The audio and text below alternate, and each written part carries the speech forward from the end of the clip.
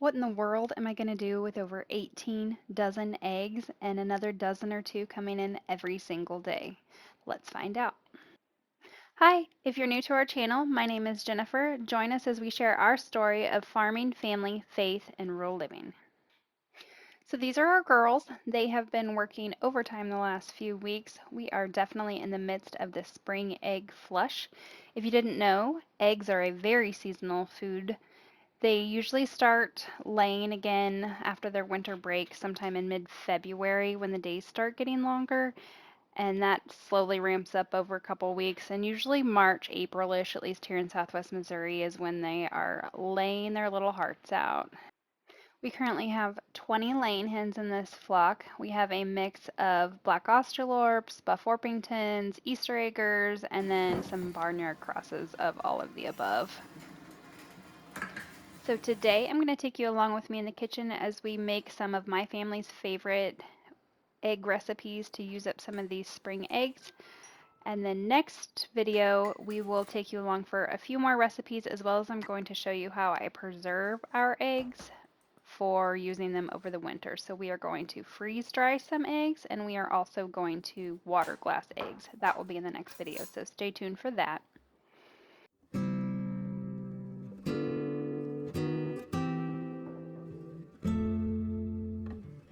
One of the easiest ways to use up eggs in the spring is just to add extra to whatever recipes you're making. So this first thing I'm making is just blueberry muffins. Between using mostly fresh ground whole wheat, blueberries picked at the peak of their ripeness last spring and then frozen, and then doubling the eggs, this typically thought of unhealthy sweet breakfast is turned into a powerhouse of protein and nutrition and fiber, and it will fill bellies.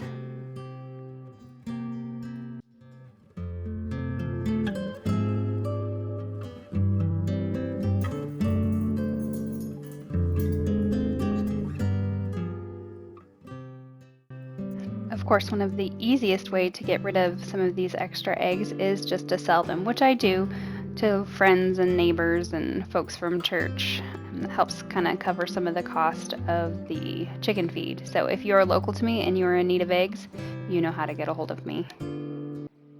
I've told you guys lots of times, I do not like going to the grocery store, and I do not like buying things that I just have to turn around and throw away. So these silicone muffin cups are wonderful. I can just wash them and reuse them over and over again. I also bought this silicone mini muffin tray, especially when my daughter was smaller. I would make smaller portions, and she just still loves the little muffins. So I will link both of those in the description box below.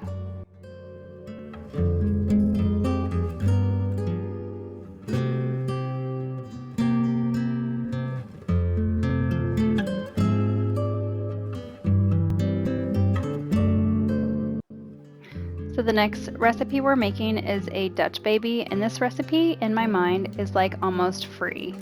I know nothing is free, and I had to buy some of these ingredients at some point in time, or buy the feed for the chickens to get the eggs. But these are things I keep in my pantry all the time, so I don't actually have to go to the store to buy the ingredients. I just buy them in bulk a few times a year. So that cost is offset, I guess, to some other time. So in my mind, this recipe is almost free. It takes several eggs, sourdough discard, salt that I buy 50 pounds at a time and lasts me a couple years, vanilla that I make from scratch, which I will show you how to do that sometime, a splash of milk, and some blueberries that I picked last summer at a local berry patch. It comes together really quickly.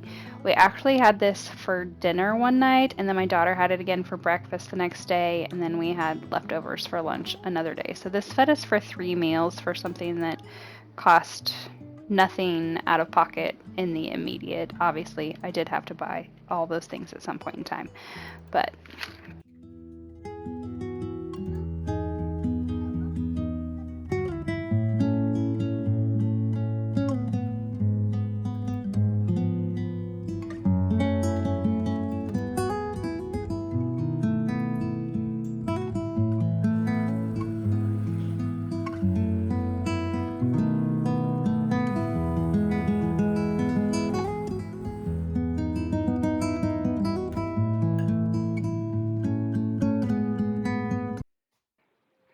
One of the questions we get asked quite often, or I think folks have in their mind about having chickens on your farm, is that your eggs are cheaper than what you can get at the store. And that is not exactly true. Some things are cheaper that you do yourself. Growing plants from seeds, for example. Garden seeds are like 99 cents for a pack of them at the store. It takes very little input to get them going, and you can grow them in pretty poor soil. Obviously, they're not going to do as well as if you put compost and fertilizer and things on your soil, but they can grow about anywhere. Proteins, on the other hand, are not quite as cut and dry whenever it comes to cost. Penny for penny, you can buy eggs way cheaper than at the store than I can grow them with my hens. But the quality of these eggs is not even close to the same thing. You might be wondering, if I have so many eggs, why I'm using these water glassed eggs. These water glassed eggs are from last year's spring flush. So I really want to get them all used up, and that way I can empty all those jars and start water glassing eggs this year to use over the winter next year. You guys, these eggs stay perfectly good. They're perfectly safe to eat. The yolks might be a little softer. I don't think I would want to try to separate the whites and yolks in these to make like a custard or a meringue pie or anything, but for scrambling or baking, they are perfectly fine to eat. So now I'm making one of our favorite dishes that I make for breakfast in the morning. I make some variation of this casserole probably every other week, kind of rotate with it or baked oatmeal. And this is a great way to use up like the end pieces of your sourdough loaf or whatever bread you have laying around that you didn't use up. This week I'm making a French toast variation, so I'm using vanilla, cinnamon, sugar, maple syrup, a little bit of milk. I'm hiding in some carrot powder and some liver powder in there too. My family will never know the difference. You could also do a savory variety, maybe with some breakfast meat and some veggies and cheese on top, or you could do apple cinnamon or add some blueberries and a little extra vanilla. Speaking of vanilla, I was almost out. So this is my homemade vanilla. So all you do is you get a spiced rum, and then you can order vanilla beans off Amazon. I'll link those in the description. You just cut those vanilla beans open, probably for this size jug, about 20 or 25 of them. Close the lid, put it in your cabinet, and forget about it for a year or so, and it will extract that vanilla out, and then you have a gallon jug of vanilla extract for a lot less than you can buy it at the store. So kind of going back to the price comparison topic, a lot of people might ask, like, if you can buy eggs at the store cheaper, why would you even bother with having chickens? And we choose to do so for a few reasons. The first of which, like I said earlier, I hate going to the grocery store, and as long as my hens are laying and it's not wintertime, I can always go outside and there is something protein rich to eat for our family. If there is snow on the ground and they are still laying, I have protein for my family without having to go to the store. The second reason is it is not even the same food. It is such a superior product. The yolks are that bright yellow color. I did a little research, and homegrown eggs, depending on what you feed your chickens, are higher in omega-3s, they're higher in vitamin A, E, D, and antioxidants, as well as they are lower in saturated fat and lower in cholesterol. They're just that really pretty, brilliant orange. The yolks are solid, the whites aren't runny like they are in store-bought eggs. It's just a totally different thing. The last reason is security. If y'all remember last year, eggs got up to like $6 a dozen around here. I'm sure it was higher some places. And my eggs pretty much cost the same. Of course, over time, feed prices do go up. That's just part of inflation. But my eggs didn't skyrocket overnight.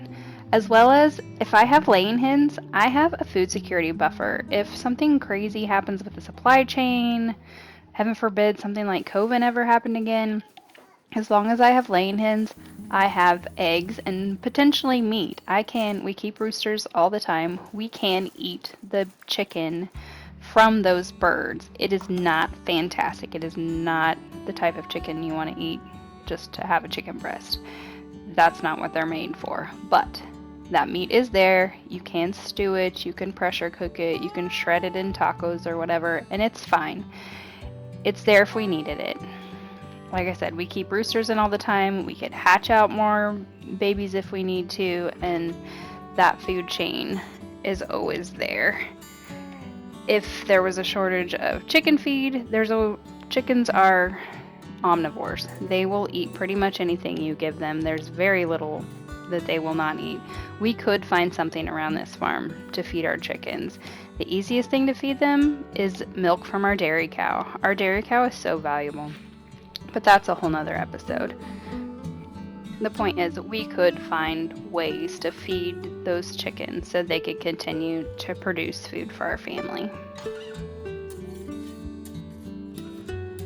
The last thing I am making today with the help of my little assistant is a lemon custard pie for dessert. I had every intention of using those egg whites to make a meringue to put on top of it, but I ended up using those egg whites in something else. I don't even remember what it was at this point, but it was just a custard pie with some powdered sugar on top. But it was yummy, and it used up several more of those eggs.